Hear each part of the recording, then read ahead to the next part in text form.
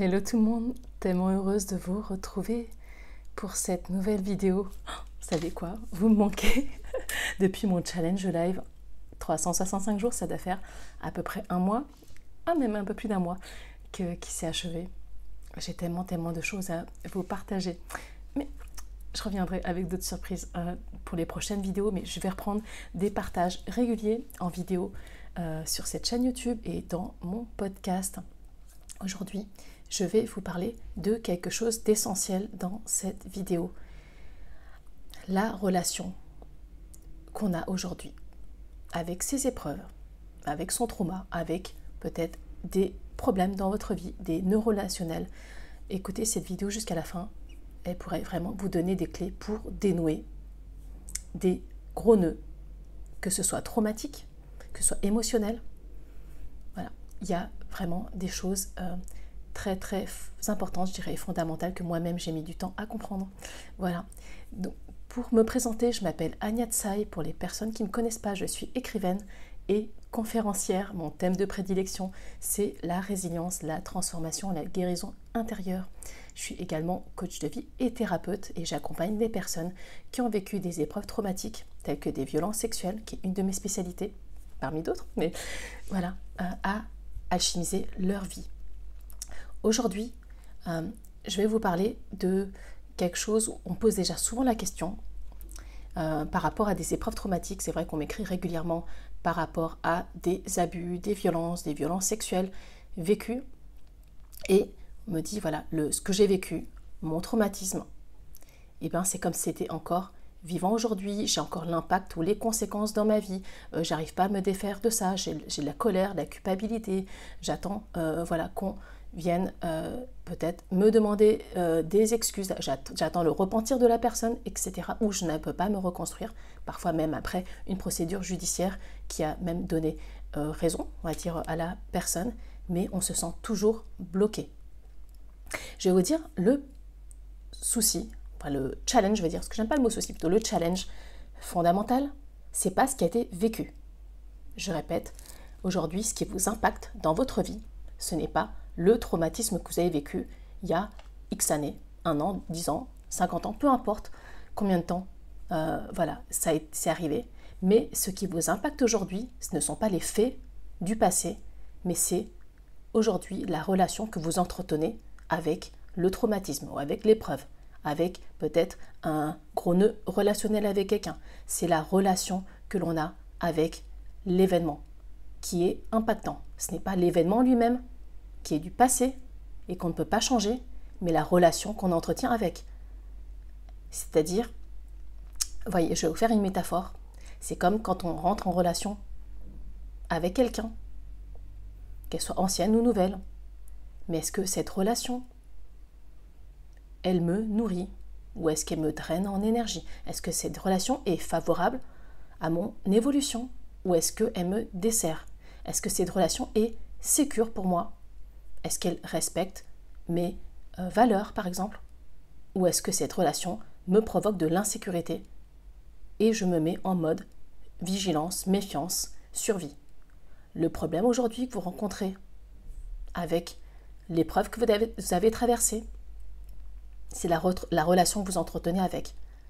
C'est-à-dire que, je vais prendre un exemple, si vous avez vécu des violences, par exemple des violences du harcèlement ou des violences physiques ou sexuelles, ce n'est pas les faits que vous avez vécus aujourd'hui qui fait que vous êtes encore, on va dire, dans le traumatisme ou le ressenti du traumatisme ou les conséquences que ça a sur votre vie. C'est la relation que vous entretenez avec, c'est-à-dire que quand vous vous connectez à cet événement, eh ben, certainement que ça provoque des montées émotionnelles ou qu'on se sent en insécurité dans sa vie, qu'on a beaucoup de peur, de vigilance, de méfiance et qu'on a besoin de se protéger. C'est-à-dire qu'aujourd'hui, c'est comme si j'entretiens une relation très toxique avec mon traumatisme ou une relation qui m'insécurise complètement, une relation qui me draine en énergie, c'est-à-dire qui me vampirise, qui prend toute mon énergie et je n'arrive pas à sortir de là. Et on ne peut pas changer les faits.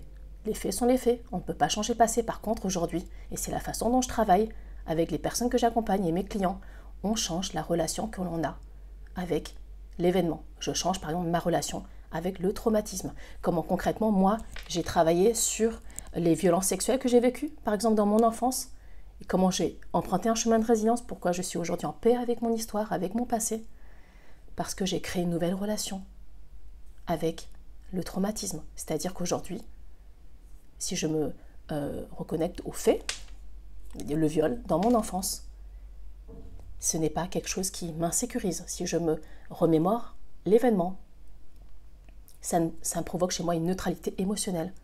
C'est-à-dire que j'ai traité, j'ai guéri, si vous voulez, ou j'ai transformé la relation que j'ai avec mon passé, avec mon histoire traumatique qui fait que je ne sois plus en sécurité, je ne sois plus en insécurité avec, et que je sois plus en sécurité moi-même dans ma vie.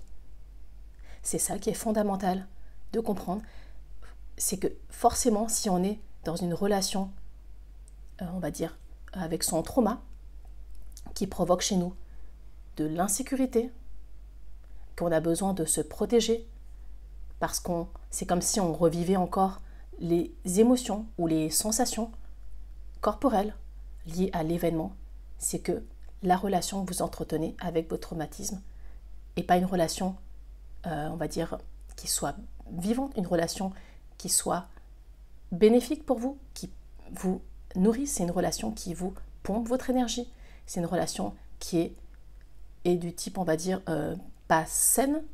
C'est comme si vous restiez dans une relation toxique avec quelqu'un. Et c'est la relation qu'il faut changer. On ne peut pas changer l'événement.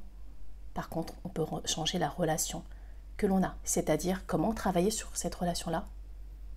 C'est ramener toujours plus de sécurité intérieure. Et ça, c'est vraiment les fondations d'un parcours de transformation qui soit durable et pérenne. Et moi, j'ai mis tellement de temps à comprendre ça. Ça ne sert à rien de travailler dans l'autre sens, travailler sur plus, je sais pas, de confiance en moi et de me, je sais pas, cacher de mes peurs.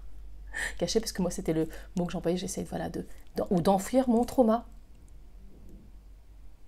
Si on ne traite pas, on ne prend pas soin de la relation et qu'on la transforme. C'est comme si vous voyez votre relation aujourd'hui comme un ennemi. Et bien, on fait quoi? Quand on a un ennemi, on essaie de soit le combattre, soit le fuir, ou soit on se protège et on va s'isoler pour se mettre en sécurité. Mais si aujourd'hui, votre épreuve, votre traumatisme, le choc émotionnel que vous avez vécu vous insécurise, ben forcément que vous allez activer votre mode survie. Et donc, si on travaille sur changer cette relation-là, pour que ce soit plus une relation de type ennemi, mais comment je peux avancer avec ce traumatisme, comment je fais avec et non pas contre, ça change complètement l'énergie. C'est pour ça en fait que, à mon sens, souvent on travaille dans la mauvaise direction, on essaie de lutter contre, d'effacer quelque chose ou de mettre sous le tapis. Mais je vous assure que combattre son trauma, fuir son trauma, ou être dans le déni de son trauma, ou se cacher et faire comme si ça n'existait pas, est-ce que ça permet de créer une autre relation qui nous permette d'être plus en paix avec ce qu'on a vécu? Ça, je n'en suis pas sûre. Je vous donnais ma réponse à moi, je ne crois pas. Mais bon, vous me direz ce que vous en pensez, vous me direz dans les commentaires, j'adorerais vous lire à ce sujet. Et c'est ça la base de mon travail d'accompagnement. Recréer des nouvelles relations qui soient sécures. On est en sécurité d'abord avec soi-même, dans sa vie. On est en sécurité avec ce qu'on a vécu, ramener toujours plus et on crée toujours plus de sécurité intérieure. C'est là qu'on peut transformer et alchimiser complètement sa vie. D'ailleurs, j'ai un programme sur cette thématique de la sécurité intérieure parce qu'à mon sens, ça ne sert à rien ou ça va pas servir à grand chose parce que le travail devra être fait à un moment ou à un autre plus tard, mais c'est une perte de temps pour moi si c'est pas fait dès maintenant, dès le départ. J'ai un programme notamment pour ancrer cette sécurité intérieure, c'est-à-dire travailler depuis les fondations, comment je recrée un nouveau lien. Voilà, on peut utiliser le mot lien à la place de relation, comment je recrée un nouveau lien sécure avec mon histoire, avec mon passé, comment je recrée un nouveau lien sécure avec toutes les parties de moi, au lieu de combattre, au lieu de fuir, au lieu d'être dans le déni. Et c'est là que tout se transforme. Donc c'est vraiment un message qui me tient à cœur de vous partager, parce que moi j'ai mis 30 ans à comprendre ça, bon, à peu près une trentaine d'années, peut-être un peu moins, mais j'aurais su tout ça avant. Franchement, j'aurais pas attendu 20 ans pour libérer ma parole, j'aurais pas attendu toutes ces années pour faire ce travail de guérison. Et la vie, c'est vraiment ça, c'est permettre de guérir à des niveaux de plus en plus profonds les blessures que nous avons tous. Mais si vous recréez un nouveau lien en travaillant sur ça, donc sur cette base de sécurité intérieure, ça vous permet de sortir du mode survie pour vous reconnecter à la vie. Et là, on ne combat plus contre soi-même, contre ses démons, mais on recrée et on reconstruit avec un lien beaucoup plus de paix à l'intérieur de soi. On recrée avec tellement plus de douceur et de sécurité intérieure et quelque chose qui soit tellement plus écologique et respectueux de soi.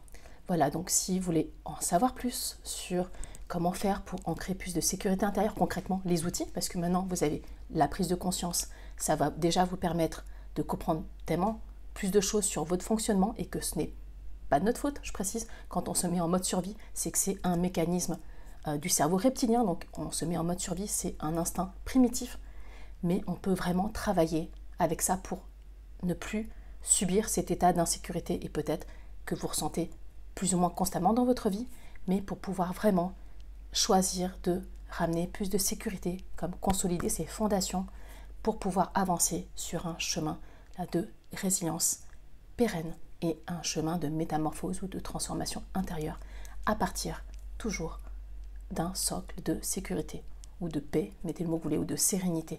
Et c'est comme ça qu'on devient beaucoup plus non seulement sécure à l'intérieur de soi, qu'on peut aussi se reconnecter à son corps, à ses sensations si vous avez longtemps été dissocié, comme c'est mon cas. Ça nous permet également de revenir en sécurité dans son corps. Et ça permet de recréer un nouveau lien avec soi-même, avec son histoire, d'être en paix avec ce qui a été vécu.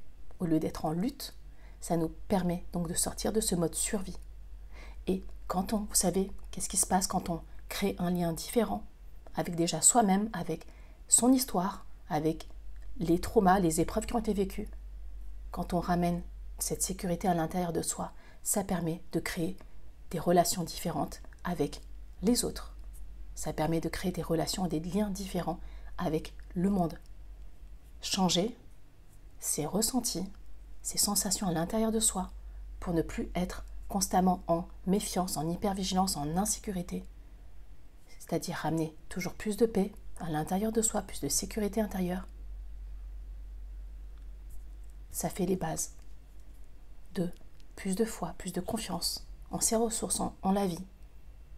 Ça nous permet de nous reconnecter à la vie, d'être plus en connexion avec elle, et forcément que ça a un impact sur le relationnel extérieur, que ce soit avec les autres, avec le monde. Mais tout commence d'abord à l'intérieur de soi. Voilà ce que je vais vous partager pour cette clé-là, parce que j'ai remarqué que c'est vraiment la base de tout travail. C'est comme ça que moi, je commence à accompagner les personnes.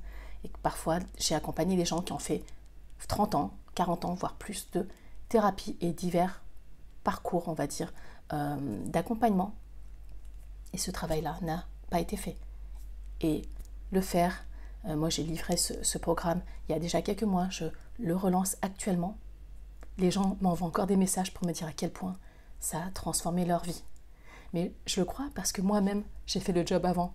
Et je peux vous dire que la perception que j'ai, voilà, de tout quel que soit d'ailleurs, je parle de relation, mais c'est pas forcément un trauma, mais ça m'a permis tellement de comprendre des choses de moi, d'être tellement en paix avec ces états de moi qui peuvent se manifester comme voilà, de l'insécurité, de l'hypervigilance, de la méfiance, mais de comprendre et de pouvoir choisir mes états au lieu de les subir.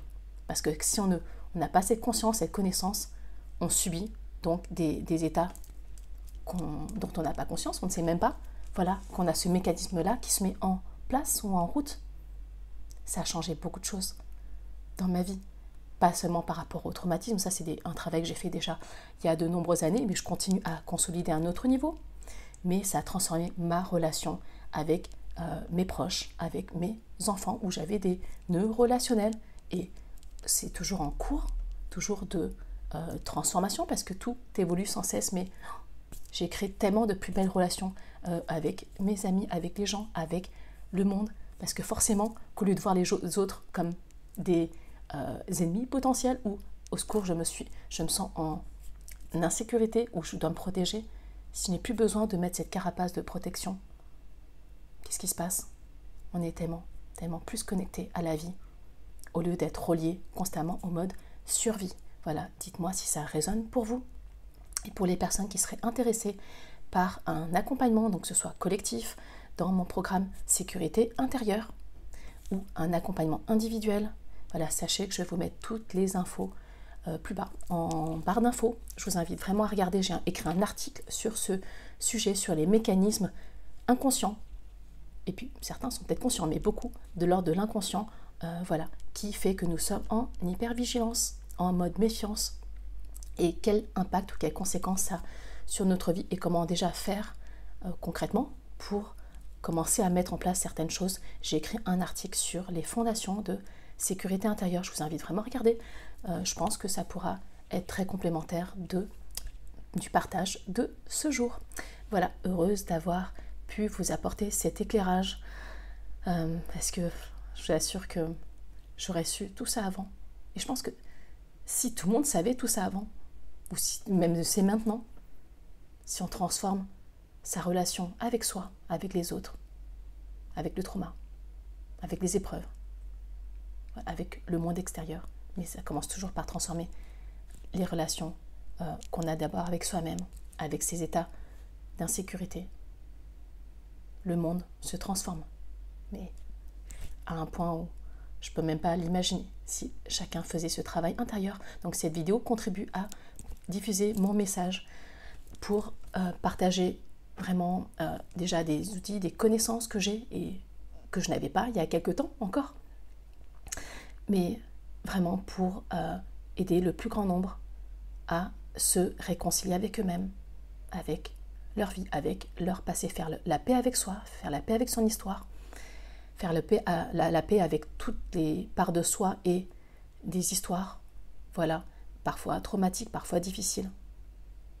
Ça change tellement de choses, donc cette vidéo contribue, voilà, à ça. C'est un peu ma contribution au monde, mon cadeau au monde. Si vous connaissez des personnes que ça pourrait aider, qui sont peut-être en mode méfiance, vigilance, survie, partagez-leur cette vidéo. Je pense que ça pourrait leur apporter tellement de clés, de compréhension et de pouvoir se dire c'est pas de ma faute, c'est mon mode survie qui se met en place.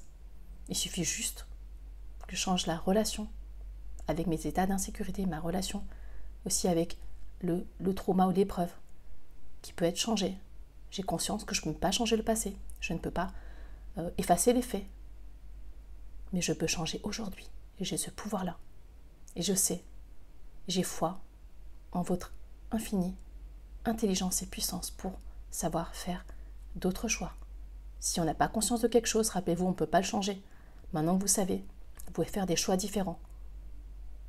Et un choix que j'ai fait et qui a transformé ma vie, c'est de changer cette relation, la transformer en ramenant toujours plus de paix et de sécurité à l'intérieur de moi. C'est ça, les fondations d'absolument tout. Vous voulez transformer une relation, même de couple, ou une relation voilà, compliquée, n'importe quoi en fait. Pas que traumatique, ça commence toujours à l'intérieur de soi. Dites-moi, ça a du sens pour vous? Si vous aimez ce type de partage, n'hésitez pas à liker, à partager cette vidéo. Mettez-moi en commentaire ce que vous retenez, avec quoi vous repartez aujourd'hui, si vous aimez ce type de contenu, pour que ça m'encourage à continuer voilà, ce type de partage, si ça vous apporte. Je serai très heureuse de revenir vous apporter d'autres clés de transformation. Voilà, on se retrouve très prochainement pour une nouvelle vidéo. Si ce n'est pas encore fait, abonnez-vous à ma chaîne YouTube. Vous activez la petite cloche voilà, en cliquant plus bas pour avoir toutes les notifications quand je posterai des nouveaux contenus. Donc je vais vous apporter un max de valeur dès cette vidéo et dès les prochaines. Voilà, le contenu de cette chaîne YouTube va changer. Pendant 1 an, je vous ai fait des partages quotidiens. Mais là, je vais vous apporter des partages, des transmissions liées à ma connaissance, à ce que j'ai alchimisé par rapport aussi aux questions que vous me posez. Je vais partager certainement des études de cas. Donc voilà, plein de belles choses à venir. Et puis, je vous retrouve très très vite. Pas dans quelques mois, pas dans 1 an, très vite. Pour la suite, j'ai tellement de choses à vous partager. Je pourrais même vous faire une vidéo par jour, je crois. Mais bon, c'est bon pour aujourd'hui. Je vous embrasse très fort. Voilà, prenez bien soin de vous.